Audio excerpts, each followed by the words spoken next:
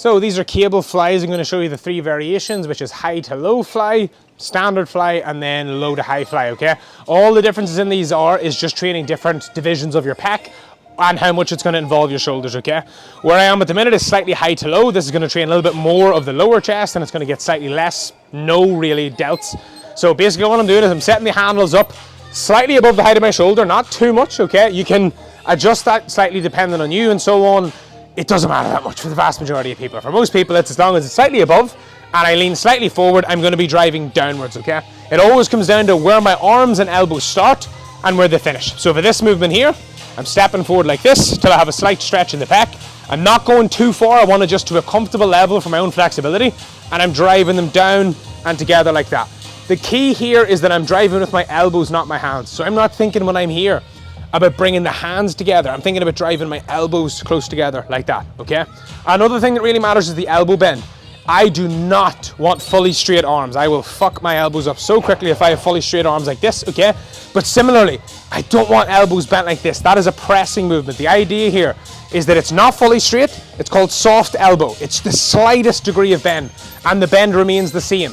If I start like this, and then as I'm coming down, I do all this, and the weight's too heavy. That's a pressing movement, it's not a fly. I want to pick a weight that's appropriate, where I can start off like this, elbows slightly bent, and then I can drive together like this, because my pecs are the things that are actually doing all the work. Up, nice stretch, back down, controlling the whole movement, as you'll see. Hands want to touch together if possible.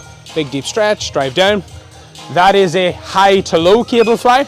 If I want to set it up for simply just as a standard cable fly, I can either use a machine pec deck or a machine fly, which you generally would do for most people, or I can bring these down, okay? Same thing applies.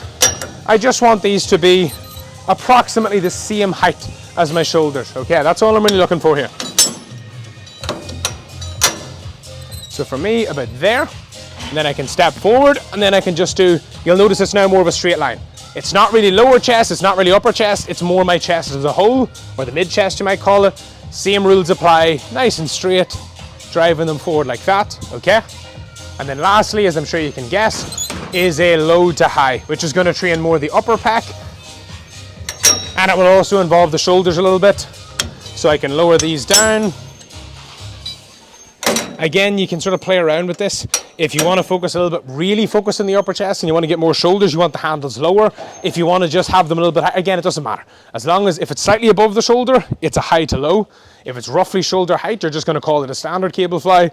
If it's below the height of the shoulder, it's generally going to be a low to high. The variation, the incline, the height are all different shades of the same color. They do have differences, but for most people are ultimately irrelevant, okay? So, low to high cable fly, I'm stepping forward, the chest is out, I'm getting a decent stretch like this, and I'm just driving them up and across like that, okay? Same sort of thing applies, nice deep stretch, driving them up and across like that. So those are cable fly variations.